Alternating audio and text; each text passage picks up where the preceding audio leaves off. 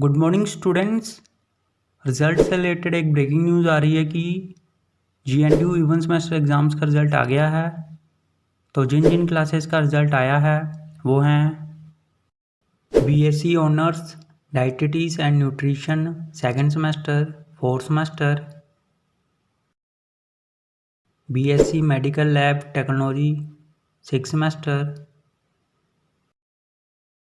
BTech electronics and computer engineering second semester, eighth semester. तो सभी students GNDU की official website पर जाकर अपना अपना रिजल्ट चेक करें gnu.ac.in पर। ऑल दी बेस्ट सभी स्टूडेंट्स को। उम्मीद है कि आप सबका रिजल्ट बहुत ही अच्छा आया होगा और सभी स्टूडेंट्स पास होंगे।